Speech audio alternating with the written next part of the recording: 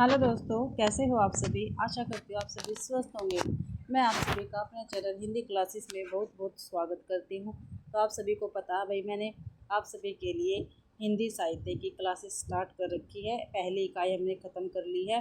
ठीक है, पहली इकाई की थ्योरी क्लासेस कंप्लीट हो चुकी है और उसके PYQ भी मैंने आपको करवा दी है। आज से हम दूसरी इकाई अपनी शुरुआत करेंगे, दूसरी इकाई की। ठीक है, तो करते हैं, देखते हैं हिंदी साहित्य इतिहास लेखन। ठीक है, जो हिंदी साहित्य इतिहास का लेखन है वो किस प्रकार हुआ था, ये हम करेंगे। तो साहित्य इतिहास लेखन की पद्धति। ठीक है, तो देखते हैं साहित्य इतिहास लेखन की पद्धति। हिंदी साहित्य के इतिहास की दृष्टि से उल्लेख ग्रंथ भक्ति काल से ही मिलने लगते हैं, जैसे गोकुलनाथ के 84 वैष्णव की वार्ता, 252 वैष्णव की वार्ता और नाभादास के भक्तमाल। ठीक है, गोकुलदास की कौन कौन सी कृतियाँ बताई है भाई, 84 वैष्णव की वार्ता और 252 वैष्णव की वार्ता। ठीक है, और नाभादास की भक्तमाल। ठीक है, किंतु कवियों का विवरण मात्र होने से इन्हें इतिहास ग्रंथ नहीं माना जा सकता भाई। ठीक है, कहते हैं भाई जो हिंदी साहित्य के इतिहास की दृष्टि से उल्लेख ग्रंथ तो भक्ति काल से मिलने लगे थे, लेकिन जो ये ग्रंथ थे इनमें क्या था, कवियों का तो विवरण मात्र होने से इन्हें इतिहास ग्रंथ नहीं माना जा सकता भाई। क्या है, कवियों का ही विवरण मात्र था, उसमें और कुछ नहीं था, इसलिए इनको इतिहास ग्रंथ नहीं माना गया भाई। ठीक है, आगे है हिंदी साहित्य के इतिहास लेखन की परंपरा का आरंभ 19वीं शताब्दी में गारसा दत्तासी कृत इस्तवार द ला लिटरेचर एंदो ये हिंदुस्तान से माना जाता है। ठीक है, आप सभी को पता है भाई जो हमारा इतिहास लेखन की परंपरा है वो गारसा दास जी से मानी जाती है और इनका ग्रंथ है इस्तवार द ला लिटरेचर एंदो ये हिंदुस्तान है। ठीक है, और ये 19वीं शताब्दी में इन्होंने लिखा था। हिंदी साहित्य के इतिहास लेखन की 4 पद्धतियाँ हैं, पूछा गया है पहले भी क्वेश्चन ये। हिंदी साहित्य के इतिहास लेखन की कितनी पद्धतियाँ हैं, तो 4 पद्धतियाँ हैं, मुख्य रही हैं। कौन कौन सी हैं, पहली है वर्णानुक्रम पद्धति। क्या भी वर्णानुक्रम पद्धति, इसमें रचनाकारों का विवरण उनके नाम के प्रथम वर्ण के क्रम से दिया जाता है। उदाहरण के लिए तुलसी, चिंतामणि, केदार, सिंह कास्म भले ही भिन्न भिन्न हो किंतु उनका क्रम इस प्रकार होगा जैसे केदार सिंह, ठीक है, चिंतामणि और तुलसीदास। यानी जो हमारे हिंदी वर्णमाला में अक्षर आते हैं उसके अकॉर्डिंग ही क्या है ये ग्रंथ लिखे गए हैं। ठीक है, इसमें वर्णानुक्रम पद्धति में इसे ऐतिहासिक दृष्टि से असंगत माना जाता है क्योंकि यह इतिहास लेखन नहीं है, शब्दकोश लेखन की तरह होती है। ठीक है, जैसे हमारी डिक्शनरी होती है ना वैसे ही होती है। जो हिंदी का शब्दकोश होता है जैसे ए वाले सब पहले आगे, फिर आ वाले, फिर ई वाले, फिर ऊ वाले, ऐसे ही ये था भाई। गारसा दत्तासी और शिव सिंह सेंगर ने इसका प्रयोग किया है भाई। ठीक है, वर्णानुक्रम पद्धति का प्रयोग किस किस ने किया है, कौन कौन से लेखक ने किया है, तो गारसा दत्तासी ने और शिव सिंह सेंगर ने। ठीक है, दूसरी पद्धति है कालानुक्रम पद्धति। क्या भी कालानुक्रम पद्धति है, इसमें रचनाकारों का विवरण उनके काल यानी समय के क्रम से दिया जाता है। रचनाकार की जन्म तिथि को आधार बनाया जाता है। इतिहास लेखन की दृष्टि से इसे अधूरा समझा जाता है। ठीक है, जो ये कालानुक्रम पद्धति है इसको इतिहास लेखन की दृष्टि से क्या है अधूरा समझा जाता है, क्योंकि इस पद्धति से लिखे ग्रंथ की वर्णानुक्रम पद्धति की तरह कवि वृत्त संग्रह मात्र होते थे। ठीक है, जो ये पद्धति है कालानुक्रम पद्धति वो भी क्या है जो वर्णानुक्रम पद्धति थी उसकी तरह ही थे भाई, क्योंकि कवि वृत्त संग्रह इनको माना जाता था। उनके जो कालानुक्रम पद्धति में लिखे गए हैं उनको कवि वृत्त संग्रह ही माना गया है मात्र। जॉर्ज ग्रियर्सन और मिश्र बंदियों ने इसका प्रयोग किया है, यद्यपि ग्रियर्सन में विधेयवादी पद्धति के कुछ आरंभिक सूत्र भी मिलते हैं। तो भाई ये जो हमारी थी कालानुक्रम पद्धति जो जॉर्ज ग्रियर्सन और मिश्र बंदियों ने क्या था इनका प्रयोग किया था। ठीक है, इसलिए जो मिश्र बंदियों का ठीक है हिंदी साहित्य का ग्रंथ है उसको वृत्त संग्रह नाम दिया गया है।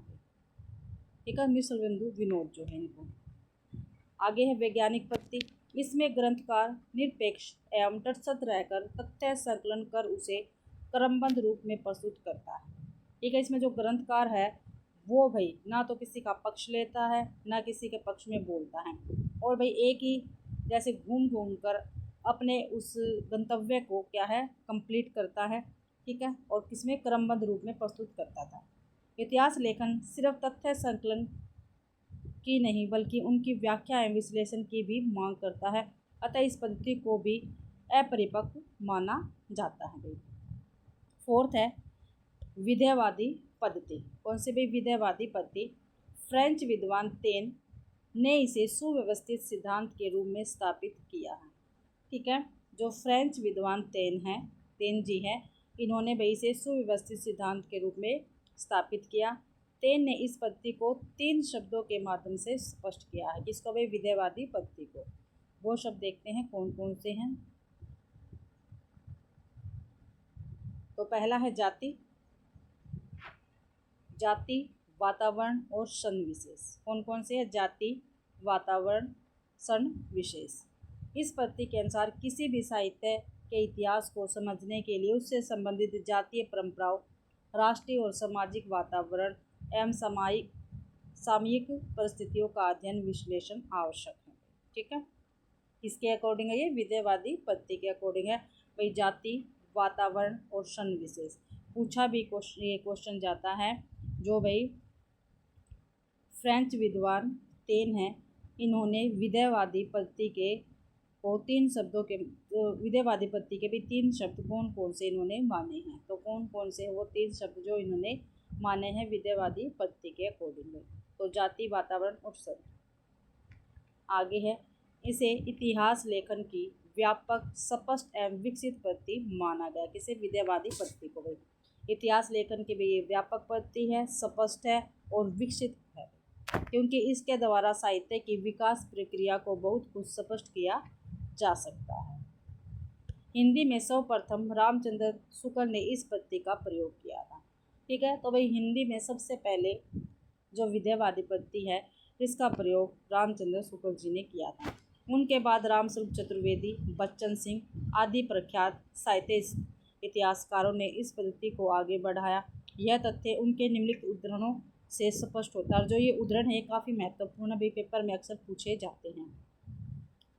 रामचंद्र शुक्ल, जबकि प्रत्येक देश का साहित्य वहाँ की जनता की चित्तवृत्ति का संचित प्रतिबिंब है, तब यह निश्चित है कि जनता की चित्तवृत्ति के परिवर्तन के साथ साथ साहित्य के स्वरूप में भी परिवर्तन होता चला जाता है।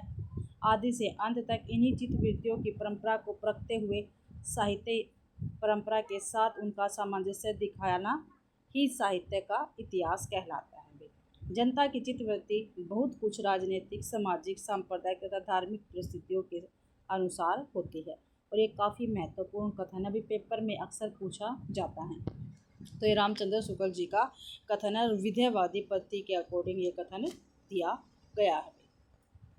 अगला है रामस्वरूप चतुर्वेदी।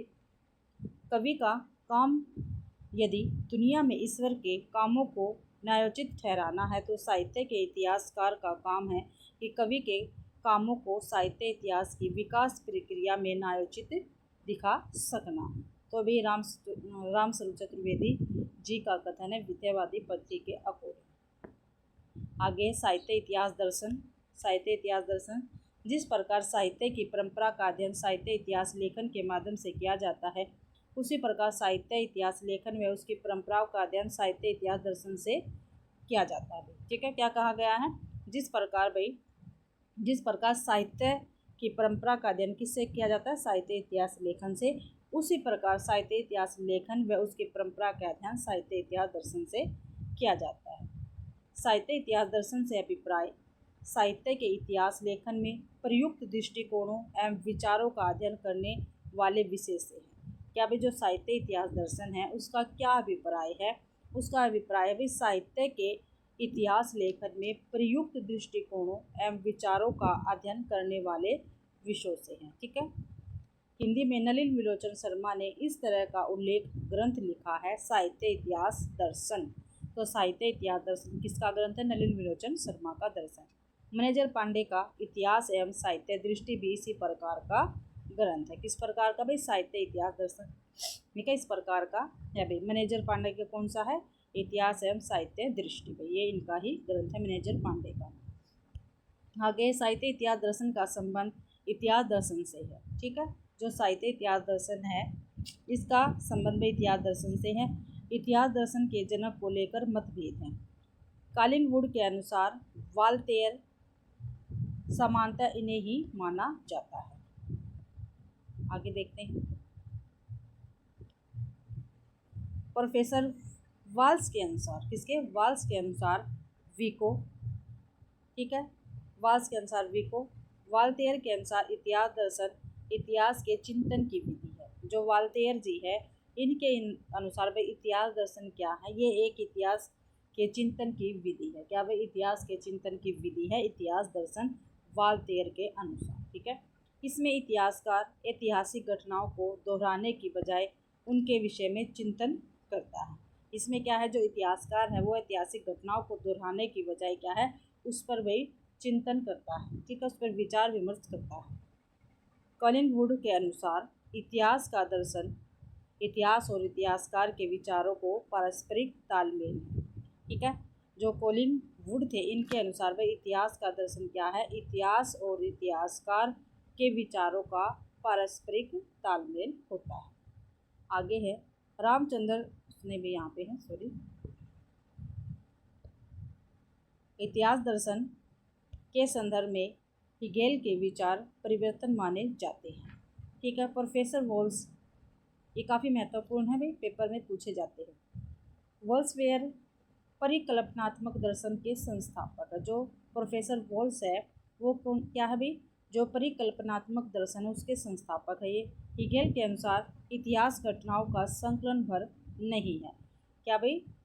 इतिहास क्या है? घटनाओं का संकलन भर भी नहीं है, बल्कि घटनाओं के भीतर छिपी कार्य कारण प्रक्रिया की खोज है। हिगेल का इतिहास दर्शन द्वैधात्मक आदर्शवाद कहलाता है। ठीक है, द्वंद्वात्मक है भाई। आगे रामचंद्र शुक्ल कृत हिंदी साहित्य का इतिहास है भाई। काल विभाजन के जो महत्वपूर्ण तथ्य हैं वो इसमें बुक में लिए गए हैं, तो ये देखते हैं। वक्तव्य एवं काल विभाजन। ठीक है, आचार्य शुक्ल ने अपने से पहले लिखे गए साहित्य इतिहास ग्रंथों को कवि वृत्त संग्रह कहा। ठीक है, जो भाई आचार्य रामचंद्र शुक्ल है इनसे पहले जिन्होंने भी साहित्य इतिहास ग्रंथ लिखे हैं उनको इन्होंने क्या कहा है? कवि वृत्त संग्रह कहा है भाई। ठीक है, शिव सिंह सरोज ये कवि वृत्त संग्रह है, ये आचार्य रामचंद्र शुक्ल ने कहा है। Modern vernacular literature of northern Hindustan, ये बड़ा कवि वृत्त संग्रह है। ठीक है, ध्यान रखना, बड़ा कवि वृत्त संग्रह है ये। मिस्र बंधु विनोद ये बड़ा भारी प्रकांड कवि वृत्त संग्रह। ध्यान रखना भैया, प्लीज़ आप इनको अच्छी प्रकार से ध्यान रखना, पेपर में पूछे जाते हैं। जो मिस्र बंधु विनोद है बड़ा भारी प्रकांड कवि वृत्त संग्रह है भाई। ठीक है, modern vernacular literature of northern Hindustan ये बड़ा कवि वृत्त संग्रह है। और शिव सिंह सरोज केवल कवि वृत्त संग्रह, तो इनको आप ध्यान रखना। और ये आचार्य रामचंद्र शुक्ल से पहले साहित्य इतिहास ग्रंथ लिखे गए थे वो है। आगे है नामकरण 2 आधारों पर किया। ठीक है, काल विभाग के भीतर प्राप्त होने वाली विशेष ढंग की रचनाओं की प्रचुरता व उनके स्वरूप के अनुसार। दूसरा है ग्रंथ की प्रसिद्धि के आधार पर, क्योंकि प्रसिद्धि भी किसी काल की लोक प्रवृत्ति की प्रतिध्वनि है। ठीक है, आगे है किसी काल विस्तार को लेकर यूं ही पूर्व और उत्तर नाम देकर 2 हिस्से कर डालना ऐतिहासिक विभाग नहीं कहला सकता भाई। किसी काल के कवियों की साहित्यिक विशेषताओं के संबंध में मैंने जो संक्षिप्त विचार प्रकट किए हैं वे दिग्दर्शन मात्र के लिए इतिहास की पुस्तक में किसी कवि की पूरी क्या अधूरी आलोचना भी नहीं कर सकते। काफ़ी महत्वपूर्ण कथन, और जितने कथन है ये भी रामचंद्र शुक्ल जी के हैं, और जो ये कथन है ये काफ़ी बार पेपर में भी पूछा गया है। किसी काल के कवियों की साहित्यिक विशेषताओं के संबंध में मैंने जो संक्षिप्त विचार प्रकट किए हैं वो दिग्दर्शन मात्र के लिए इतिहास की पुस्तक में किसी कवि की पूरी क्या अधूरी आलोचना भी नहीं कर सकते भाई। आगे है एक ही क्लास में हम सारी थ्योरी कर लेंगे इसके और सारे PYQ कर लेंगे। ठीक है, तो सही बच्चे शुरू से लेके लास्ट तक बने रहें और धैर्य करके प्लीज़ क्लास को शुरू से लेके अंत तक ज़रूर से ज़रूर देखा कीजिए, और चैनल को भी सब्सक्राइब ज़रूर करें और क्लास को शेयर ज़रूर करना भाई। आधुनिक काल में गद्य का आविर्भाव सबसे प्रधान साहित्यिक घटना है। ये क्वेश्चन ही पूछा जाता है। वर्तमान लेखकों और कवियों के संबंध में कुछ लिखना अपने सिर एक बला मोल लेना ही समझ पड़ता है। ये भी पूछा जाता है किसका कथन है, तो रामचंद्र शुक्ल जी का है। रीतिकाल के कवियों के परिचयात्मक विवरण मैंने प्राय मिश्र बंधु विनोद से ही लिए हैं। ठीक है, जो रीतिकाल के कवियों के परिचयात्मक विवरण है वो मिश्र बंधु विनोद से ही लिए हैं रामचंद्र शुक्ल जी ने, ये आपको ध्यान रखना है। मिश्र बंधु विनोद के अतिरिक्त सामग्री सहयोग के लिए इन ग्रंथों के नाम शुक्ल जी ने दिए हैं। ठीक है, जो मिश्र बंधु विनोद है इसके अतिरिक्त उन्होंने किस किस ग्रंथों से सहायता ली है, ठीक है, सहयोग लिया है, ठीक है, हिंदी साहित्य का इतिहास लिखने में। तो हिंदी कोविद रत्नमाला, ये बाबू श्याम सुंदर दास जी का ग्रंथ है। हिंदी कोविद रत्नमाला किसका है, बाबू श्याम सुंदर दास जी का कथन रहेगा। कविता कौमुदी रामनरेश त्रिपाठी जी का है। ब्रज माधुरी ये है वियोगी हरि जी का। ठीक है, ये ग्रंथ आपको ध्यान रखने हैं। आगे है, मेरा उद्देश्य अपने साहित्य के इतिहास का एक पक्का और व्यवस्थित ढांचा खड़ा करना था, न कि कवि कीर्तन करना। ठीक है, ये भी काफ़ी महत्वपूर्ण है। किसका, रामचंद्र शुक्ल जी का कथन है, मेरा उद्देश्य अपने साहित्य के इतिहास का एक पक्का और व्यवस्थित ढांचा खड़ा करना था, न कि कवि कीर्तन करना था। शुक्ल जी का काल विभाजन एवं नामकरण इस प्रकार है। ठीक है, आदिकाल को इन्होंने वीर गाथा काल कहा है शुक्ल जी ने। जो आदिकाल है उसको शुक्ल जी ने वीर गाथा काल कहा है और इसका समय 1050 से 1375 संवत माना है। ठीक है, 1050 से 1375 संवत माना है रामचंद्र शुक्ल जी ने। ठीक है, पूर्व मध्यकाल को इन्होंने भक्ति काल कहा है। ठीक है, इसका समय माना 1375 से 1700 संवत। ठीक है, उत्तर मध्यकाल को रीतिकाल कहा है, इसका समय माना है 1700 से 1900 संवत भाई। आधुनिक काल को गद्य काल कहा है। ठीक है, क्वेश्चन तो काफ़ी बार पूछा जाता है भाई, आधुनिक काल को गद्य काल किसने कहा, तो रामचंद्र शुक्ल जी ने कहा है। इसका समय क्या माना, संवत 1900 से 1984 तक में। ठीक है, आगे देखते हैं साहित्य इतिहास लेखन की परंपरा। ठीक है, देखते हैं भाई, यहाँ पे भाई ग्रंथ है, ग्रंथकार है, उनका समय दे रखा है और जो भी ग्रंथ है हमारे पास उससे संबंधित क्या है, उनके उल्लेखनीय बिंदु दे रखे, क्योंकि इनमें से पेपर में पूछा जाता है, तो प्लीज़ आप इनको भी अच्छी प्रकार से करना। तो ग्रंथ, ग्रंथकार एवं समय, तो इस्तवार दाला लिटरेचर इंदो ये हिंदुस्तानी। ठीक है, ये किसका है, इसके लेखक कौन है, ये है गारसा दे तासी है। गारसा दे तासी का ग्रंथ कौन सा है, इस्तवार दाला लिटरेचर इंदो ये हिंदुस्तानी। ठीक है, ये कितने भागों में, 2 भागों में है भाई।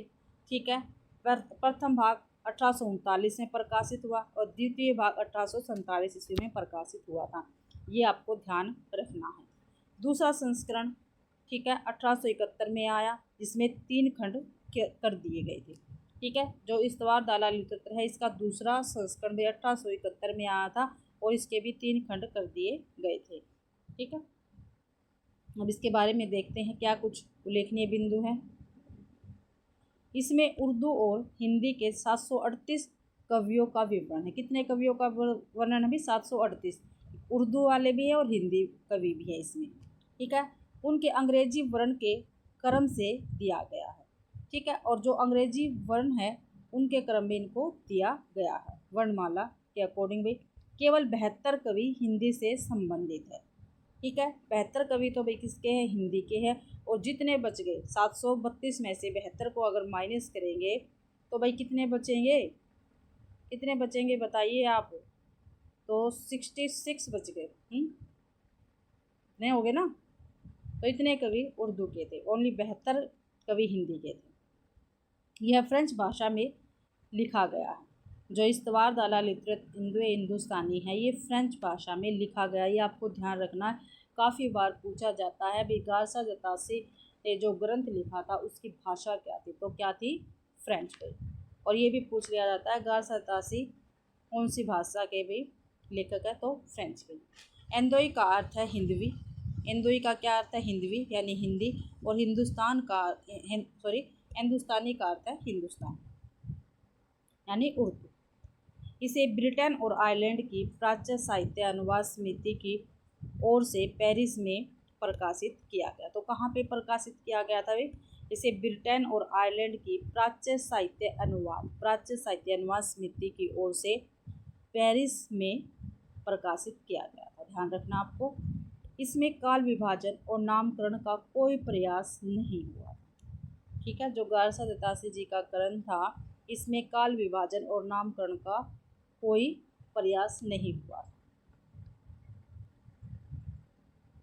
आगे है, डॉक्टर लक्ष्मी सागर वात्सल्य ने इस ग्रंथ में वर्णित हिंदी रचनाकारों संबंधी सामग्री का हिंदी अनुवाद हिंदू साहित्य का इतिहास शीर्षक से 1952 ईस्वी में प्रकाशित करवाया। ठीक है, पूछा जाता है हिंदुस्तानी, ये जो ग्रंथ है हमारा इस्तवार दलाल इत्र ये हिंदुस्तानी, ठीक है, इसका अनुवाद हिंदी भाषा में किसने किया है? तो डॉक्टर लक्ष्मी सागर वात्सल्य ने किया है और 1952 ईस्वी में किया है। किस शीर्षक से किया है? हिंदू साहित्य का इतिहास। ठीक है, ये आपको ध्यान रखना है। अगला है, दूसरा है, और ये क्रम से भी दे रखे हुए, ये भी आपको ध्यान रखना है, क्रम से है ये, तज़किरिया ई सूरा ई हिंदू। ठीक है, तज़किरिया ई सूरा ई हिंदी, ये किसका ग्रंथ है? ये मौलवी करीमुद्दीन का है और 1848 में प्रकाशित हुआ था। ठीक है, इसके विषय में देख लेते हैं। उल्लेखनीय बिंदु क्या है? दिल्ली कॉलेज द्वारा प्रकाशित, कहाँ से प्रकाशित हुआ भाई? दिल्ली कॉलेज द्वारा प्रकाशित।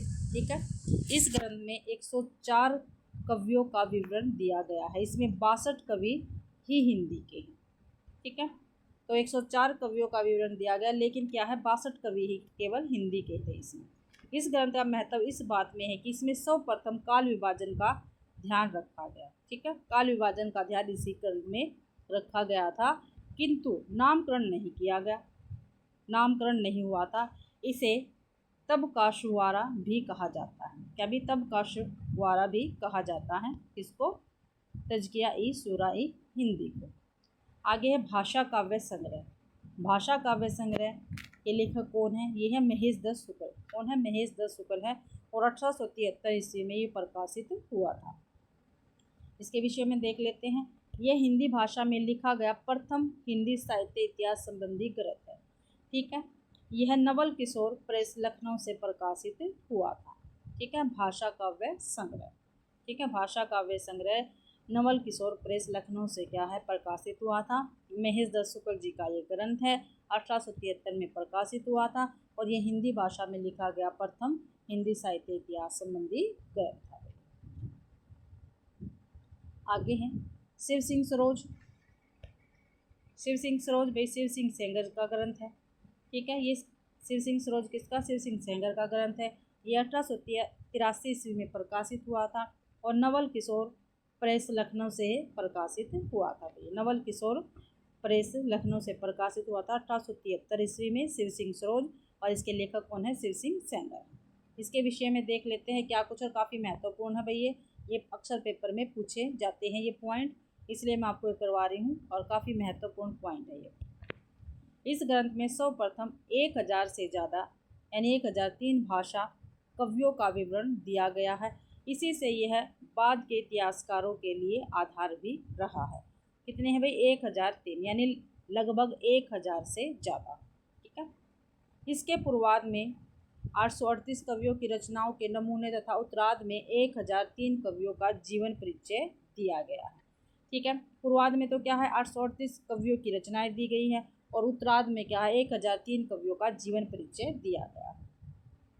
इसमें वर्णानुक्रम पद्धति का प्रयोग किया गया है। काल विभाजन एवं नामकरण का प्रयास इसमें भी नहीं किया गया भाई शिव सिंह सरोज में। इस ग्रंथ को हिंदी साहित्य के इतिहास का प्रस्थान बिंदु कहते हैं। ये भी काफ़ी महत्वपूर्ण पॉइंट है, आपको ध्यान रखना है। तो शिव सिंह सेंगर का है शिव सिंह सरोज, इसको ही भाई हिंदी साहित्य के इतिहास का प्रस्थान बिंदु भी कहा जाता है। काफ़ी महत्वपूर्ण है, आप कहीं पे नोट कर सकते हैं। अगला ग्रंथ है the modern vernacular literature of northern Hindustan. ये जॉर्ज ग्रियर्सन जी है इसके लेखक और 1888 ईस्वी में ये प्रकाशित हुआ था। इस ग्रंथ के विषय में देखते हैं।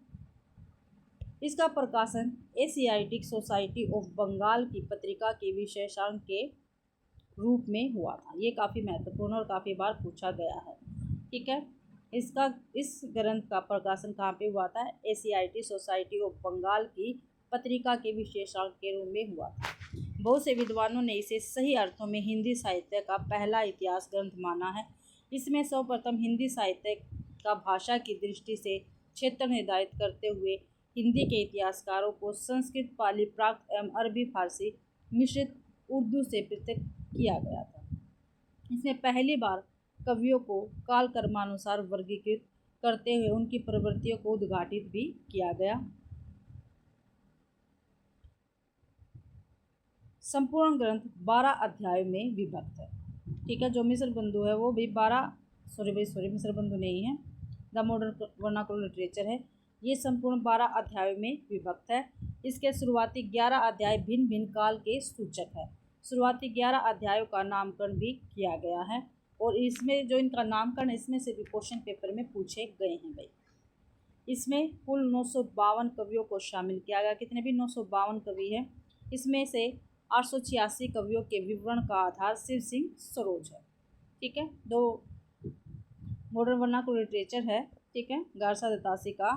इसमें भाई 952 कवि है जो इसमें शामिल हुए हैं, उसमें से 1886 कवियों का विवरण कहाँ से लिया गया? शिव सिंह सरोज से लिया गया है। इन्होंने सर्वप्रथम भक्ति काल को श्रवण युग कहा। ठीक है, श्रवण युग किसने कहा है? ठीक है, ये भी पेपर में पूछा जाता है। तो किसने कहा भी? किसका? Modern vernacular literature of Hindustan. तो किसका है? ये है जॉर्ज ग्रियर्सन जी का। और जॉर्ज ग्रियर्सन ने ही सर्वप्रथम भक्ति काल को श्रवण युग कहा है। ठीक है, और पर इसका भक्ति काल का समय क्या है? 16वीं से 17वीं शताब्दी माना इन्होंने।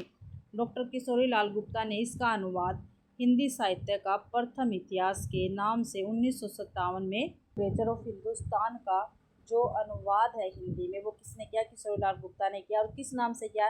हिंदी साहित्य का प्रथम इतिहास में। कब किया? 1957 ईस्वी में। आपको ध्यान रखना है। साहित्य इतिहास में यह ग्रंथ नींव का पत्थर है। ठीक है, जो ग्रंथ है ये नींव का पत्थर माना गया है। ठीक है, the modern vernacular literature of Hindustan, ये साहित्य इतिहास में नींव का पत्थर माना गया ये ग्रंथ। अगला है मिस्र बंधु विनोद। ठीक, और ये क्रम से दे रखे हैं भाई। मिस्र बंधु विनोद है किसका? ये मिस्र बंधु जी का है। प्रथम 3 भाग 1913 ईस्वी में प्रकाशित हुए, चौथा 1934 ईस्वी में प्रकाशित हुआ था। ठीक है, इसमें क्या कुछ विशेष दे रखा? पॉइंट देखते हैं जो की पॉइंट है, पेपर में पूछे जाते हैं। इसमें 4591 कवियों को शामिल किया गया। कितने को? 4591, लगभग 5000 के लगभग। ठीक है, ग्रियर्सन यद्यपि काल विभाजन एवं नामकरण कर चुके थे किंतु व्यवस्थित रूप से इसका श्रेय मिस्र बंधुओं को ही जाता है। ठीक है, वैसे तो भाई जो ग्रियर्सन जी इन्होंने काल विभाजन और नामकरण कर दिया था, लेकिन जो व्यवस्थित रूप से ठीक है काल विभाजन और नामकरण हुआ था उसका श्रेय मिस्र बंधुओं को ही जाता है। इन्होंने संपूर्ण इतिहास को 5 कालों में विभाजित किया था। ठीक है, जो ग्रियर्सन जी है इन्होंने 11 कालों में विभाजित किया और जो मिस्र बंधु है इन्होंने संपूर्ण इतिहास को 5 कालों में विभाजित किया था। मिस्र बंधु 3 भाई थे। यहाँ से भी क्वेश्चन हर बार पेपर में बनता है। क्या नाम थे इनके? मिस्र बंधु जो 3 भाई थे इनके नाम क्या था? गणेश बिहारी मिश्र, श्याम बिहारी मिश्र, सुखदेव बिहारी मिश्र। ठीक है, ये आपको ध्यान रखने नाम। आगे हिंदी साहित्य का इतिहास। ठीक है, इसके लेखक कौन है? रामचंद्र शुक्ल है और 1929 ईस्वी में ये प्रकाशित हुआ था। इसके विषय में देख लेते हैं क्या कुछ की पॉइंट रहेंगे हमारे पास भाई। यह ग्रंथ मूलतः नागरी प्रचारण सभा से प्रकाशित हुआ। कहाँ से प्रकाशित हुआ? अभी नागरी प्रचारण सभा से प्रकाशित हुआ। हिंदी शब्द सागर की भूमिका के रूप में लिखा गया था। ठीक है, जो हिंदी साहित्य का इतिहास है ये हिंदी शब्द सागर की भूमिका में लिखा गया था। इस भूमिका को हिंदी साहित्य का विकास नाम दिया गया। ठीक है, जो हिंदी शब्द सागर इसकी भूमिका के रूप में लिखा गया और इसको क्या नाम दिया गया? इस भूमिका को हिंदी साहित्य का विकास। यह हिंदी का सर्वाधिक प्रख्यात इतिहास ग्रंथ है। इसमें रचनाकारों के इतिवृत्त की बजाय उनके रचनात्मक वैशिष्ट्य पर अधिक बल दिया गया है। विधेयवादी पद्धति का प्रयोग करते हुए तत्कालीन युगीन परिस्थितियों के संदर्भ में हिंदी साहित्य के इतिहास की विश्लेषित किया गया है। अपभ्रंश साहित्य को हिंदी से अलगाते हुए पूर्व पीठिका के रूप में वर्णित किया गया है। संपूर्ण इतिहास का इतना तार्किक एवं सुव्यवस्थित काल विभाजन किया कि परवर्ती इतिहास ग्रंथों में प्राय उसका ही प्रयोग किया गया है। ठीक है, तो ये रामचंद्र शुक्ल जी ने जो हिंदी साहित्य का इतिहास लिखा था उसके विषय में हमारे की पॉइंट थे और इनमें से पेपर में पूछे जाते हैं। इसके बाद था हिंदी साहित्य का आलोचनात्मक इतिहास। ये किसने लिखा? डॉक्टर राम कुमार वर्मा ने और 1938 ईस्वी में लिखा है। इसके की पॉइंट देखते हैं। छायावादी कवि राम कुमार वर्मा। ठीक है, राम कुमार वर्मा किस युग से संबंधित है? छायावादी कवि, वही छायावाद से संबंधित है।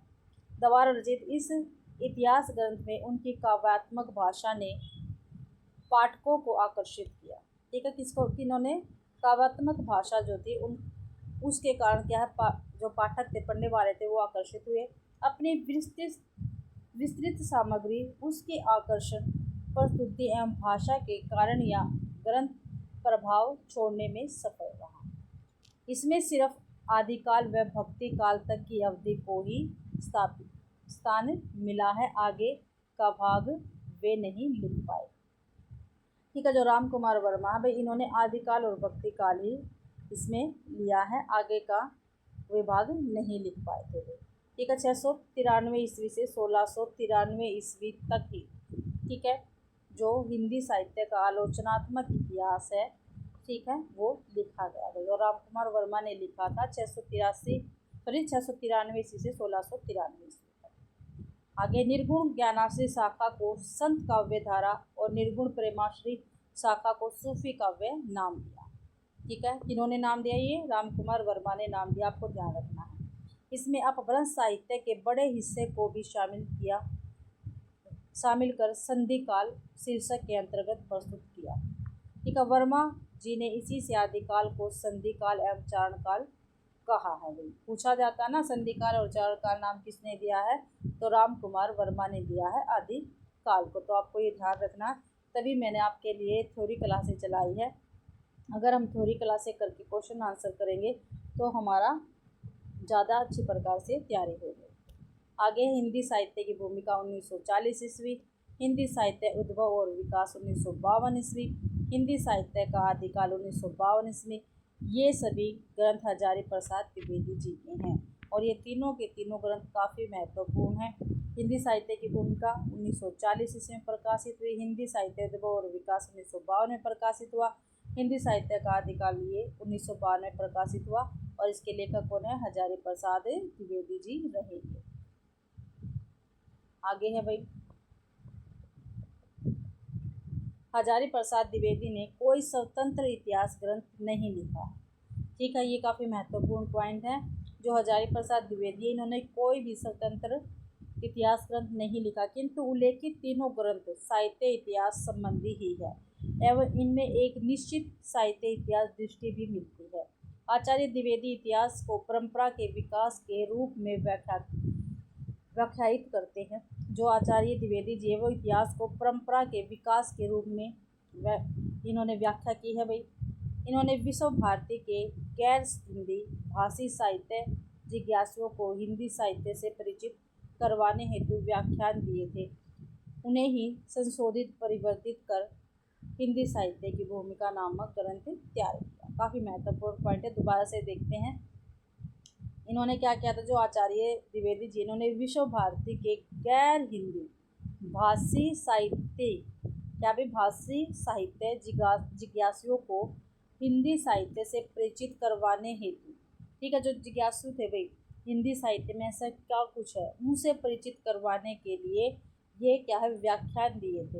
उन्हें ही संशोधित परिवर्तित कर हिंदी साहित्य की भूमिका नामक ग्रंथ तैयार किया गया।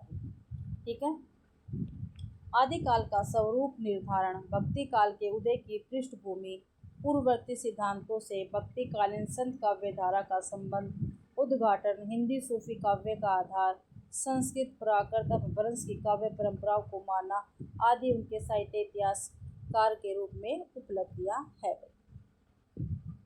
आगे देखते हैं हिंदी साहित्य का वैज्ञानिक इतिहास। ये किसका? ये डॉक्टर गणपति चंद्र गुप्त जी का और 1965 में ये प्रकाशित हुआ था। ठीक है, इसके विषय में की पॉइंट देखते हैं और पेपर में काफ़ी बार पूछे जाते हैं भाई, तो प्लीज़ आप इनको अच्छी तरह से कर लेना। आचार्य शुक्ल द्वारा प्रतिपादित ढांचे में आमूलचूल परिवर्तन करने का एक सार्थक प्रयास इस ग्रंथ के माध्यम से किया गया। जो आचार्य रामचंद्र शुक्ल जी है, इनका जो ग्रंथ था, ठीक है, तो आचार्य शुक्ल द्वारा प्रतिपादित ढांचे में आमूलचूल परिवर्तन करने का एक सार्थक प्रयास इस ग्रंथ में किया गया। हिंदी साहित्य का वैज्ञानिक इतिहास में संपूर्ण इतिहास को 3 कालों में विभक्त किया गया है, एक प्रारंभिक काल, मध्यकाल और आधुनिक काल। इसमें साहित्य इतिहास के विकासवादी सिद्धांतों की प्रतिष्ठा करते हुए इसके आलोचक में हिंदी साहित्य की नूतन व्याख्या प्रस्तुत करने की चेष्टा की गई है। क्या भाई? जो साहित्य इतिहास के विकासवादी सिद्धांत की प्रतिष्ठा करते हुए इसके आलोक में हिंदी साहित्य की नूतन व्याख्या प्रस्तुत करने की चेष्टा की गई है। पेपर में पूछा जा सकता है हिंदी साहित्य की नूतन व्याख्या प्रस्तुत करने की चेष्टा किस हिंदी साहित्य के ग्रंथ में की गई है, तो किस में की गई है? हिंदी साहित्य के वैज्ञानिक इतिहास में। आगे हिंदी साहित्य का इतिहास संपादक है, इन्होंने लिखा नहीं है। संपादक डॉक्टर नगेंद्र एवं डॉक्टर हरदयाल से 1973 ईस्वी में इसका प्रकाशन हुआ था। इसमें क्या कुछ है देखते हैं। डॉक्टर नगेंद्र के संपादन में 26 विद्वानों के सहयोग से यह विशद ग्रंथ रचा गया। कितने विद्वान थे भाई? 26। और डॉक्टर नगेंद्र के संपादन में थे भाई। इतने विद्वानों के कारण एक ऐतिहासिक दृष्टि संपूर्ण ग्रंथ में पदोपांत नहीं हो पाई, किंतु फिर भी प्रत्येक काल व उससे जुड़े रचनाकारों पर सरल भाषा में अपेक्षाकृत अधिक प्रमाणिक व व्यवस्थित सामग्री के कारण यह विद्यार्थियों में विशेष रूप से प्रचलित है। कौन सा? हिंदी साहित्य का इतिहास, संपादक डॉक्टर नगेंद्र एवं डॉक्टर हरदयाल सिंह। और क्या है, काफ़ी स्टूडेंट जो पढ़ाई करते हैं, हमारे एग्ज़ाम की तैयारी करते हैं, वो अक्सर इसी बुक में से पढ़ते हैं। और रामचंद्र शुक्ल वाली 2 पुस्तक तो उनकी सबसे ज़्यादा फेवरेट है। आगे हिंदी साहित्य और संवेदना का विकास। हिंदी साहित्य और संवेदना का विकास ये ग्रंथ किसका? रामस्वरूप चतुर्वेदी जी का है और 1986 ईस्वी में प्रकाशित हुआ था। देख लेते हैं भाई इसके विषय में। साहित्य इतिहास लेखन के लिए व्यास सम्मान सहित कई पुरस्कार प्राप्त करने वाला यह ग्रंथ अपनी लोकप्रियता एवं आकर्षण पर अद्वितीय है। ठीक है, तो भी क्या है, व्यास सम्मान भी इस ग्रंथ को मिला था। ठीक है, और इसकी लोकप्रियता और आकर्षण भी क्या है, अद्वितीय है। रामस्वरूप चतुर्वेदी मूलतः आचार्य शुक्ल की दृष्टि से प्रभावित है, फिर भी उन्होंने शुक्ल जी के युगीन दृष्टिकोण और द्विवेदी जी के परंपरावादी दृष्टिकोण में परस्पर संबंध बनाते हुए लिखा है। शुक्ल जी बहुत सी स्थापनाओं को स्थापित करने के प्रयास से भी उनकी मौलिकता क्षरित नहीं होती। शुक्ल जी की परंपरा को गंभीरता से पुनर्परिभाषित किया है। भाषा और साहित्य के गहरे संबंधों की खोज उनकी प्रमुख विशेषता है। भाषिक परिवर्तियों की गहरी समीक्षा से साहित्यिक परंपरा के संदर्भ व्याख्याकृत किए गए हैं। ठीक है भाई, व्याख्या की गई है इसमें हिंदी साहित्य और संवेदना का विकास, रामस्वरूप चतुर्वेदी। तो हिंदी साहित्य संबंधी प्रमुख ग्रंथ एवं ग्रंथकार और देख लेते हैं भाई। ग्रंथ, समय और ग्रंथकार। इस्तवार द ला लिटरेचर इंडो ए हिंदुस्तानी, इसके ग्रंथकार कौन है? गार्सा दासी है, 1839 में प्रकाशित हुआ था। ठीक है, आगे है, एक मिनट थोड़ा बड़ा कर लेते हैं। तजकिया ई सूरा ई हिंदी, इसका दूसरा नाम क्या है? तबकाशु पूरा, यह 1848 में प्रकाशित हुआ था। इसके लेखक कौन है? मौलवी करीमुद्दीन भाई। ठीक है, ग्रंथकार है ये इनके, ये आपको ध्यान रखना है। आगे था भाषा काव्य संग्रह। भाषा काव्य संग्रह किसका है? महेश दत्त शुक्ल जी का, 1873 में प्रकाशित हुआ था। भाषा काव्य संग्रह ध्यान रखना है, अक्सर पेपर में पूछा जाता है। कैसे पूछ लिया जाता है? मिलान के रूप में पूछ लिया जाता है और वैसे ही पूछ लिया जाता है। शिव सिंह सरोज 1883 में प्रकाशित हुआ था।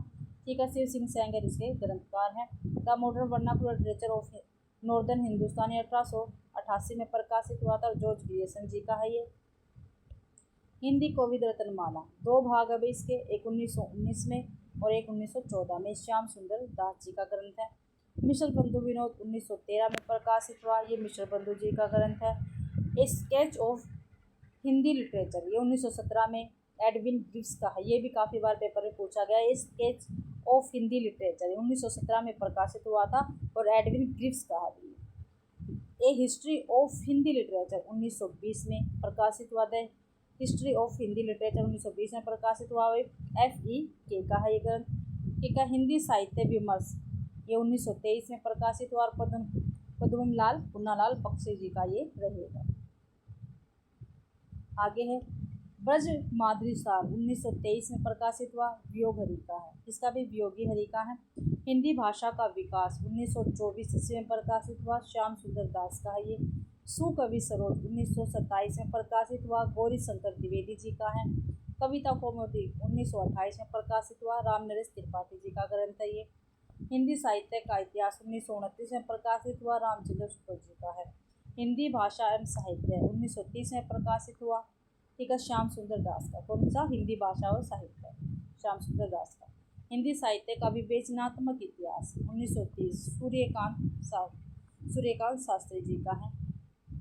हिंदी साहित्य का इतिहास 1931 ईस्वी, रमाशंकर शुक्ल रसाल का है ये। हिंदी भाषा और उसके साहित्य का विकास, क्या भी हिंदी भाषा और उसके साहित्य का विकास है 1931 का। और किसका है? अयोध्या सिंह उपाध्याय हरिओट का।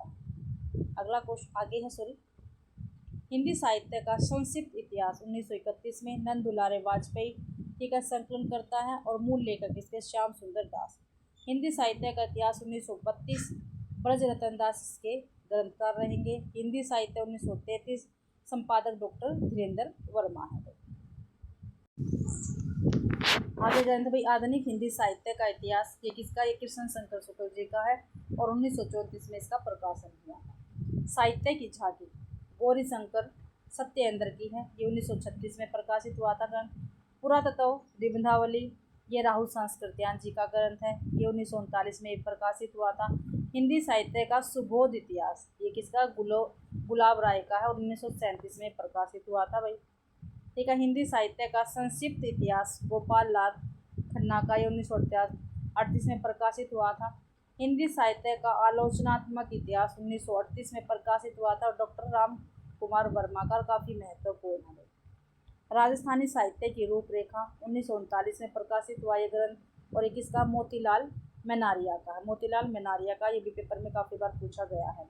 मॉडर्न हिंदी लिटरेचर ये डॉक्टर इंद्रनाथ मदान का है, 1939 में प्रकाशित हुआ था। हिंदी साहित्य की भूमिका 1940 में प्रकाशित हुआ, हजारी प्रसाद द्विवेदी जी का ग्रंथ रहेगा। खड़ी बोली हिंदी साहित्य का इतिहास ये ब्रज रतन दास जी का है और 1941 में प्रकाशित हुआ था, ये भी काफ़ी महत्वपूर्ण इतिहास है भाई। आधुनिक हिंदी साहित्य ये 1941 में प्रकाशित हुआ, डॉक्टर लक्ष्मी सागर वासनेन जी का है ये। आधुनिक हिंदी साहित्य का विकास ये डॉक्टर कृष्ण लाल का है और 1942 में प्रकाशित हुआ। हिंदी साहित्य 20वीं शताब्दी ये नंद दुलारे वाजपेयी का काफ़ी महत्वपूर्ण, काफ़ी बार पेपर में पूछा गया है भाई। ये 1942 में प्रकाशित हुआ है। ठीक है, हिंदी साहित्य 20वीं शताब्दी नंद दुलारे वाजपेयी जी का है ग्रंथ। हिंदी काव्य धारा 1945 में प्रकाशित हुआ, राहुल सांस्कृत्यायन का है भाई। ठीक है, हिंदी वीर काव्य क्या भाई? हिंदी वीर काव्य 1945 में प्रकाशित हुआ और डॉक्टर टीकम सिंह तोमर का है ये। रीति काव्य की भूमिका डॉक्टर नगेंद्र की है और ये 1949 में प्रकाशित हुआ। रीति काव्य की भूमिका के लेखक कौन है? डॉक्टर नगेंद्र है, 1949 में प्रकाशित हुआ था। आधुनिक हिंदी साहित्य नंद दुलारे वाजपेयी जी का ग्रंथ है, 1950 में प्रकाशित हुआ। अगला ग्रंथ है उत्तरी भारत की संत परंपरा। उत्तरी भारत की संत परंपरा परशुराम चतुर्वेदी जी के, ये पेपर में पूछा जाता है, 1991 में प्रकाशित हुआ था भाई। हिंदी साहित्य का आदिकाल काफ़ी महत्वपूर्ण ग्रंथ है, हजारी प्रसाद द्विवेदी जी का है, 1952 में प्रकाशित हुआ था। हिंदी साहित्य उद्भव और विकास 1952 में प्रकाशित हुआ, हजारी प्रसाद द्विवेदी जी का है। हिंदी साहित्य का अतीत 1960 ठीक है, विश्वनाथ प्रसाद मिश्र जी का है। ठीक है, विश्वनाथ प्रसाद मिश्र जी का है हिंदी साहित्य का अतीत 1960 में प्रकाशित हुआ था। साहित्य का इतिहास दर्शन, साहित्य का इतिहास दर्शन नलिन विलोचन शर्मा जी का ग्रंथ है, ये भी 1960 में प्रकाशित हुआ था। आगे है हिंदी साहित्य का वृद्ध इतिहास 16 भाग 1961 में प्रकाशित हुआ था और किसके द्वारा? नागरिक प्रचारणी सभा के द्वारा। आगे है हिंदी साहित्य का वैज्ञानिक इतिहास। ठीक है, किसका है? ये डॉक्टर गणपति चंद्र गुप्त जी का है और 1965 में प्रकाशित हुआ था। अगला आगे है हिंदी साहित्य का इतिहास इसका संपादक डॉक्टर नगेंद्र है और डॉक्टर हरदयाल है। हिंदी साहित्य का इतिहास ये 1973 में प्रकाशित हुआ था भाई। आधुनिक हिंदी का आदिकाल, क्या भाई आधुनिक हिंदी का आदिकाल 1973 में प्रकाशित हुआ और नारायण चतुर्वेदी जी इसके ग्रंथकार रहेंगे। साहित्य एवं इतिहास दृष्टि, ये मैनेजर पांडे जी का ग्रंथ है और 1981 में प्रकाशित हुआ था।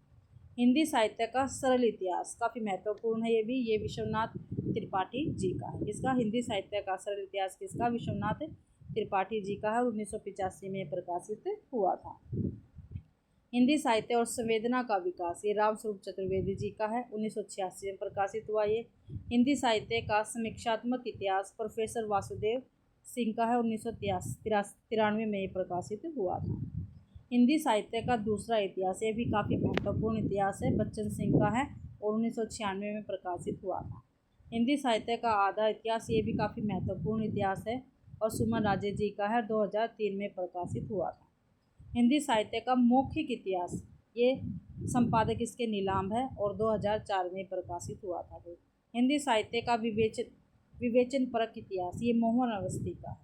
विवेचन परक इतिहास किसका? मोहन अवस्थी का है और 2008 में प्रकाशित हुआ था।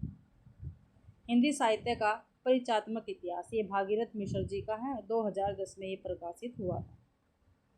हिंदी साहित्य का ओझल नारी इतिहास अभी 2012 में प्रकाशित हुआ था और नीरजा माधव जी का ये रहेगा। आगे देख लेते हैं। हिंदी साहित्य का इतिहास 2015, ये हेमंत कुकरेती का है। ठीक है, किसका? हेमंत कुकरेती का है हिंदी साहित्य का इतिहास 2015। हिंदी साहित्य का समग्र इतिहास 2019 में प्रकाशित हुआ, राम किशोर शर्मा जी का ये रहेगा। ठीक है, तो ये काफ़ी महत्वपूर्ण ग्रंथ थे। ठीक है, और ग्रंथकार थे, ये मैंने आपको बता दिए और अक्सर इनमें से पेपर में पूछा जाता है। आगे इनके पॉइंट देख लेते हैं जो पेपर में अक्सर पूछे गए हैं। उदय नारायण तिवारी कृत हिंदी भाषा का उद्भव और विकास। ठीक है, उदय नारायण त्रिपाठी ने कौन सा ग्रंथ लिखा है? हिंदी भाषा का उद्भव और विकास। तथा डॉक्टर भागीरथ मिश्र कृत हिंदी काव्य शास्त्र का इतिहास उल्लेख ग्रंथ है। ठीक है, उल्लेख्य ग्रंथ है हिंदी काव्य शास्त्र का इतिहास किसका? डॉक्टर भागीरथ मिश्र जी का। रामनरेश त्रिपाठी ने कविता कौमुदी 1928 ईस्वी में लिखी। कविता कौमुदी के 8 भागों में हिंदी, उर्दू, बांग्ला और संस्कृत की कविताओं तथा लोकगीतों का संकलन संपादन किया गया है। तज़किया-ए-शूरा हिंदी को अंग्रेजी में उर्दू कवियों का इतिहास और उर्दू में हिंदी शायरी का तज़किरा कहा जाता है। ठीक है, ये इनके की पॉइंट है भाई। कुतुबुल्लाह पुन्नालाल बख्शी हिंदी साहित्य इतिहास को आलोचनात्मक ढंग से समझाने के लिए प्रसिद्ध है। ठीक है, हिंदी के मुसलमान कवि नामक साहित्य इतिहास ग्रंथ गंगा प्रसाद सिंह का है। ब्रज माधुरी सार के संपादन की प्रेरणा वियोगी हरि को पंडित राधाचरण गोस्वामी से ही मिली थी। ठीक है, ब्रज माधुरी सार किसका है? वियोगी हरि है और इसकी प्रेरणा कहाँ से मिली थी? राधाचरण गोस्वामी से इनको मिली थी। माता प्रसाद गुप्त का हिंदी पुस्तक साहित्य। ठीक है, माता प्रसाद गुप्त का कौन सा? हिंदी पुस्तक साहित्य नामक ग्रंथ आधुनिक साहित्य का बीजक कहलाता है। काफ़ी महत्वपूर्ण पॉइंट है। जो माता प्रसाद गुप्त जी हैं, इनका हिंदी पुस्तक साहित्य क्या है? आधुनिक साहित्य का बीजक कहलाता है। ठीक है, आगे है एफ ई के ने ए हिस्ट्री ऑफ हिंदी लिटरेचर में हिंदी साहित्य इतिहास को 4 कालों में बांटा है। कितने कालों में बांटा भी? 4 कालों में बांटा है। एफ.ई.के ने हिंदी की शेषावस्था के वृत्तों का वर्णन करने के बाद काल विभाजन का आधार हिंदी साहित्य के महत्वपूर्ण आंदोलनों को माना है। ठीक है, ये आपको ध्यान रखना है। साहित्य इतिहास संबंधी अन्य उल्लेख ग्रंथ तो देखते हैं। राजस्थानी भाषा और साहित्य, ये डॉक्टर मोतीलाल मेनारिया का है। राजस्थान का पिंगल साहित्य, ये भी डॉक्टर मोतीलाल मेनारिया का ही रहेगा। राजस्थानी साहित्य की रूपरेखा, ये भी डॉक्टर मोतीलाल मेनारिया का है। चैतन्य मध्य और ब्रज साहित्य प्रभुदयाल मित्तल का है। राधा वल्लभ संप्रदाय सिद्धांत और साहित्य, ये डॉक्टर विजेंद्र स्नातक का है। पंजाब प्रांतीय हिंदी साहित्य का इतिहास, क्या भी पंजाब प्रांतीय हिंदी साहित्य का इतिहास, ये चंद्रकांत बाटी का। आगे है आचार्य हजारी प्रसाद द्विवेदी के विषय में, आचार्य हजारी प्रसाद द्विवेदी के विषय में डॉक्टर गणपति चंद्रगुप्त ने लिखा है। ठीक है, डॉक्टर गणपति चंद्रगुप्त ने लिखा है आचार्य प्रसाद द्विवेदी के विषय में। क्या लिखा ये देखते हैं। वस्तुतः वे पहले व्यक्ति है जिन्होंने आचार्य शुक्ल की अनेक धारणाओं और स्थापनाओं को चुनौती देते हुए उन्हें सबल प्रमाणों के आधार पर खंडित किया है। निश्चय ही आचार्य द्विवेदी हिंदी के सबसे अधिक सशक्त इतिहासकार रहे हैं। ये डॉक्टर गणपति चंद्रगुप्त ने कहा है आचार्य हजारी प्रसाद द्विवेदी के विषय में। आगे है हिंदी के साहित्य इतिहास लेखन के संदर्भ में नलिन विलोचन शर्मा के निम्नलिखित मत स्मरणीय हैं। ठीक है, तो देखते हैं क्या कुछ है। हिंदी साहित्य का पहला इतिहास लेखक गार्सद तासी था, यह है निर्विवाद है। ठीक है, तो किसने कहा है भाई, ये नलिन विलोचन शर्मा ने कहा। ये नलिन विलोचन शर्मा जी के ही कथन है, ये आपको ध्यान रखना है। हिंदी साहित्य का पहला इतिहास लेखक कौन है, गार्सद तासी था, यह क्या है, निर्विवाद है भाई।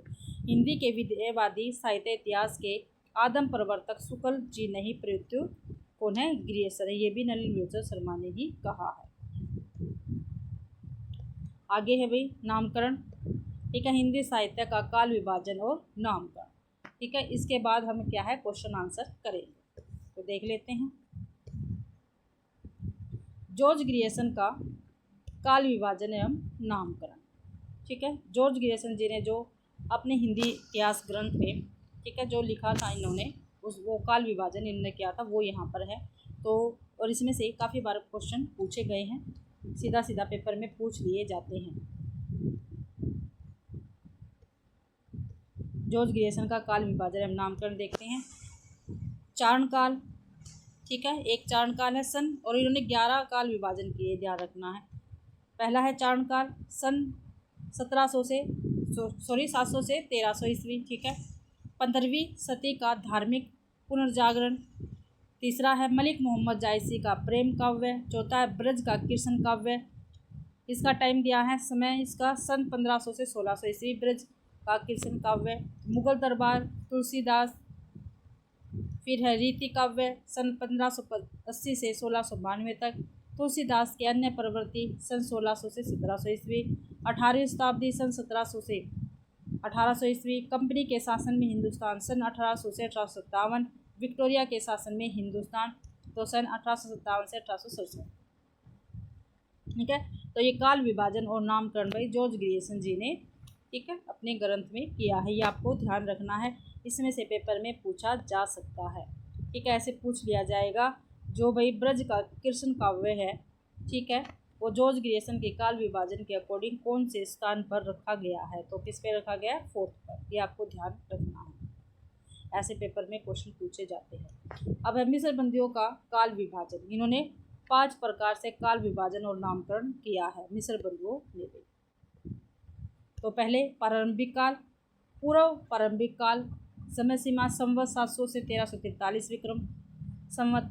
फिर है उत्तर प्रारंभिक काल, ये संवत 1344 से 1444।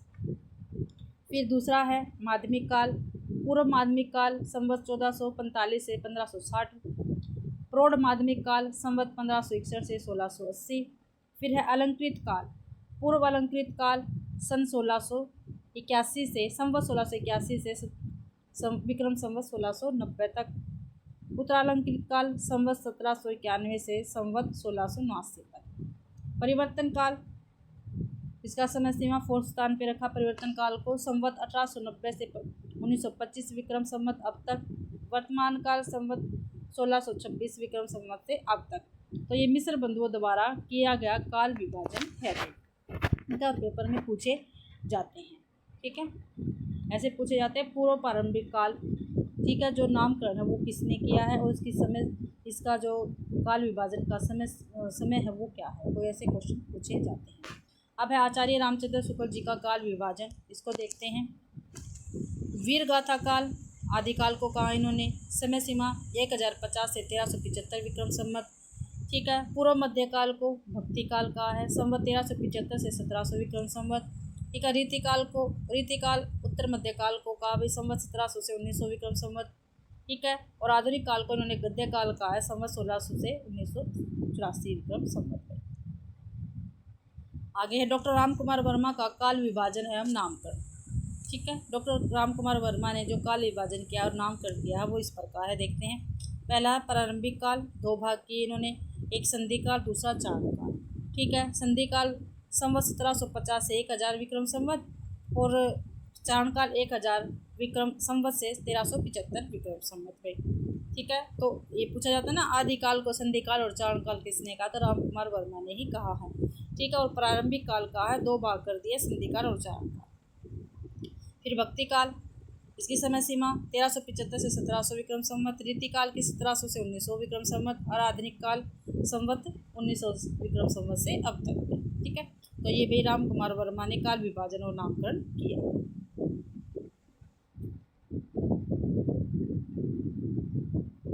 आगे देखते हैं आचार्य हजारी प्रसाद द्विवेदी का काल विभाजन एवं नामकरण। ठीक है। हजारी प्रसाद द्विवेदी जी का देखते हैं काल विभाजन और नामकरण। आदिकाल सन 1000 से 1400 ईस्वी, भक्ति काल सन 1400 से 1700 ईस्वी। और जो भी आपको ये ध्यान रखना, जो ईस्वी में दे रखे वो ईस्वी में, और जो संवत में दे रखे वो संवत में याद करने।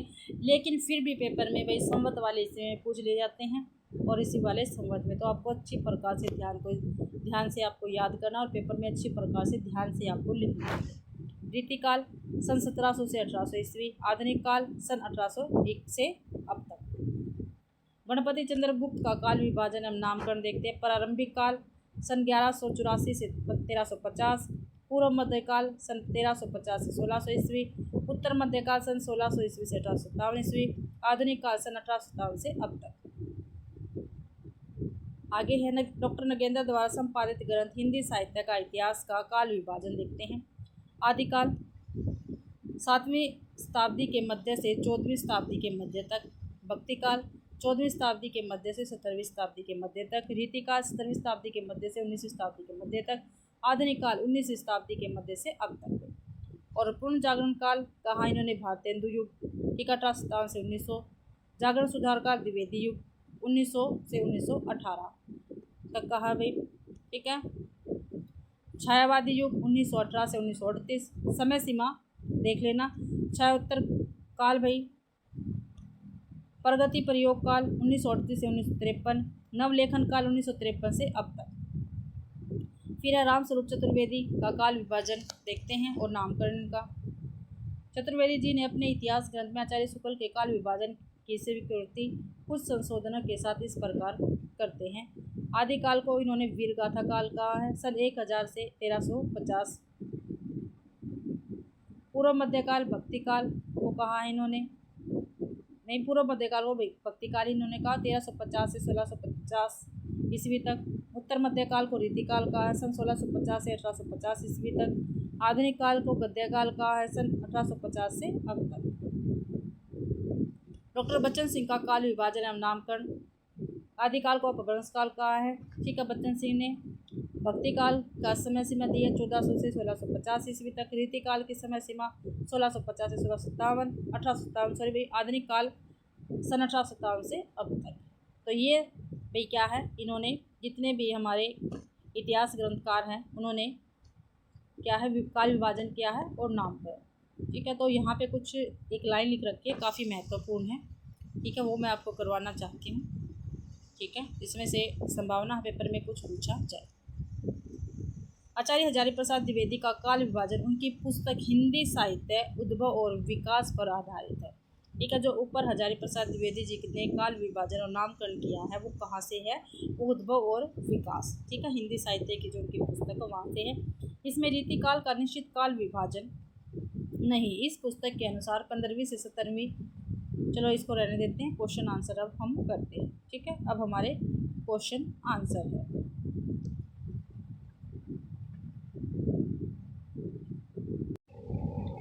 पहला क्वेश्चन है भाई, हिंदी साहित्य का आलोचनात्मक इतिहास नामक ग्रंथ में किस काल अवधि का साहित्य इतिहास वर्णित है। काल अवधि पूछी है भाई, हिंदी साहित्य का आलोचनात्मक इतिहास। ठीक है। इसमें काल अवधि पूछी है, मैंने आपको बताया था 700 से 1400 ईस्वी, 693 से 1693, 1000 से 1600 ईस्वी और 950 से 1700 ईस्वी। तो भाई 693 से 1693 इस ईयर मैंने कहा था ऐसे भी क्वेश्चन पूछे जाते हैं। तो देख लो भाई, मार्च 2023 में ये आया हुआ है क्वेश्चन। अगला क्वेश्चन है, हिंदुई को किसने हिंदुस्तान की रोमांस की भाषा कहा है? जो हिंदुई है इसको भी किसने हिंदुस्तान की रोमांस की भाषा कहा है? तो किसने कहा है? ऊपर हमने पढ़ा है, ग्रियर्सन ने, श्याम सुंदर दास ने, मिस्र बंधु ने या गारसादे तासी ने। तो गारसादे तासी ने कहा। आगे है, हिंदी में साहित्य इतिहास लेखन की सर्वाधिक लोकप्रिय पद्धति कौन सी रही है? तो कौन सी है भाई? तो कौन सी है? वर्णानुक्रम पद्धति, विधेयवादी पद्धति, वैज्ञानिक पद्धति या कालानुक्रमी पद्धति? तो विधेयवादी पद्धति, बी ऑप्शन अपना ठीक रहेगा। फोर्थ क्वेश्चन है, किसी भी साहित्य के इतिहास को समझने के लिए उससे संबंधित जातीय परंपराओं, राष्ट्रीय और सामाजिक वातावरण एवं सामयिक परिस्थितियों का अध्ययन विश्लेषण आवश्यक है। यह कथन किस पद्धति के विषय में कहा गया है? तो किस पद्धति के विषय में कहा गया? हमने ऊपर पढ़ा है, ठीक है, जो हमने अपनी क्लास की उसमें हमने किया है। तो ये विधेयवादी पद्धति के विषय में कहा गया है। अगला क्वेश्चन, राकेश अग्रवाल नाम के एक विद्वान ने अपने साहित्य इतिहास ग्रंथ में इन रचनाकारों को इस क्रम में रखा भी, कबीर, केशव, बंग महिला, मन्नू भंडारी। साहित्य इतिहास लेखन की पद्धति निम्नलिखित कौन सी है? ठीक है, तो कौन सी है ये देखते हैं। वर्णानुक्रम पद्धति है, कालानुक्रम पद्धति है, वैज्ञानिक पद्धति है, विधेयवादी पद्धति है। राकेश अग्रवाल द्वारा दिए गए क्रम में प्रयुक्त पद्धति के संदर्भ में सही कूट बताना है। तो हमें सही कूट बताना है भाई। तो देखो भाई, इसमें वर्ण दे रखे कबीर, केशव, बंग महिला। तो वर्णानुक्रम पद्धति तो हो सकती है, ठीक है। क्या पता भाई इन्होंने इनके जन्म के अकॉर्डिंग रखा और काल के अकॉर्डिंग इसको रखा, तो काल ये भी हो सकता है, ये भी हो सकता है, दोनों हो सकते हैं, ए और दो दोनों ही हो सकते हैं। तो सी ऑप्शन अपना ठीक है। वैज्ञानिक और विधेयवादी पद्धति तो बिल्कुल नहीं हो सकते। अगला क्वेश्चन है, रामचंद्र शुक्ल ने अपने पूर्ववर्ती साहित्य इतिहास ग्रंथों के लिए निम्नलिखित विशेषणों का प्रयोग किया है। ये भी मैंने आपको ऊपर बताया था और कहा था इसको अच्छी प्रकार से देख लेना। शिव सिंह सरोज कवि वृत्त संग्रह, क्या जो शिव सिंह सरोज है वो क्या है भाई? कवि वृत्त संग्रह है। देखते हैं आगे, modern vernacular literature of northern Hindustan, बड़ा कवि वृत्त संग्रह। मिस्र बंधु विनोद, प्रकांड कवि वृत्त संग्रह। ठीक है, तो क्या है? सही युगम के उपयुक्त कूट का चयन कीजिए। तो इसमें भाई पहला भी बिल्कुल ठीक है, क्योंकि शिव सिंह सरोज को रामचंद्र शुक्ल जी ने कवि वृत्त संग्रह कहा। ठीक है, modern vernacular literature of northern Hindustan को बड़ा कवि वृत्त संग्रह कहा, ये भी ठीक है। मिस्र बंधु विनोद को प्रकांड कवि वृत्त संग्रह कहा, हमने ऊपर देखे हैं। ठीक है, तीनों ही बिल्कुल ठीक है। तो 1, 2 और 3 डी ऑप्शन में है, डी ऑप्शन अपना बिल्कुल ठीक है। और भाई इसकी पीडीएफ आपको मेरे टेलीग्राम चैनल पर मिल जाएगी। रामचंद्र शुक्ल ने अपने हिंदी साहित्य का इतिहास में लिखा है, तो क्या लिखा है भाई? ये हमें बताना है, ये देखना है क्या कुछ लिखा है। तो देखते हैं, किसी काल विस्तार को लेकर यूं ही पूर्व और उत्तर नाम देकर 2 हिस्से कर डालना ऐतिहासिक विभाग नहीं कहला सकता। बिल्कुल ठीक है, कहा है बिल्कुल। ये इतिहास की पुस्तक में किसी कवि की पूरी या अधूरी आलोचना भी नहीं की जा सकती, ये भी बिल्कुल कहा है। मैंने आपको पढ़ाया था उस टाइम, मैंने आपको कहा था ये आपको ध्यान रखने हैं। आगे है, रीतिकाल के कवियों के परिचयात्मक विवरण मैंने प्राय शिव सिंह सरोज से लिए, ये गलत है। वर्तमान लेखकों और कवियों के संबंध में कुछ लिखना अपने सिर एक बला मोल लेना ही जान पड़ता है, ये बिल्कुल ठीक है। तो पहला, दूसरा और चौथा ठीक रहेगा। सही का कूट हमने करना था, तो पहला, दूसरा और चौथा बिल्कुल ठीक रहेगा। बी ऑप्शन अपना बिल्कुल ठीक है भाई। 8वां क्वेश्चन है, रामचंद्र शुक्ल ने अपने इतिहास ग्रंथ की सामग्री के सहयोग के लिए निम्नलिखित ग्रंथों का नाम दिया है। ठीक है, तो सहयोग के लिए कौन कौन से ग्रंथ उन्होंने लिए थे मैंने आपको बताया ऊपर। ठीक है, तो कौन कौन से लिए थे? मिस्र बंधु विनोद लिया था भाई, शिव सिंह सरोज नहीं लिया, हिंदी कविता रत्नमाला बिल्कुल था, कविता कौमुदी ये भी था, हिंदी काव्यधारा नहीं था, ब्रज माधुरी सार ये भी था। तो 1, 3, 4 और 6, 1, 3, 4, 6 सी ऑप्शन में है, सी ऑप्शन अपना बिल्कुल ठीक रहेगा। अगला है असंगत युगम को अलग कीजिए। जो असंगत है वो हमें बताना है। भाषा काव्य संग्रह Shyam Sundar Das, a sketch of Hindi literature, ये एडविन गिब्स का बिल्कुल ठीक है। A history of Hindi literature, ये FEK का बिल्कुल ठीक है। हिंदी साहित्य विवर्स, ये पुन्ना लाल बख्शी का है, ये भी बिल्कुल ठीक है। तो अपना भाई ए ऑप्शन बिल्कुल गलत रहेगा। भाषा काव्य संग्रह श्याम सुंदर दास जी का नहीं है भाई। तो किसका, ये महेश दत्त शुक्ल जी का। और मैंने आपसे कहा था ये आपको अच्छी प्रकार से ध्यान रखना, घुमा फिरा के कैसे भी क्वेश्चन पूछा जा सकता है, ठीक है। आगे क्वेश्चन है भाई, हिंदी साहित्य के इतिहास लेखन का काल क्रमानुसार सही क्रम क्या है।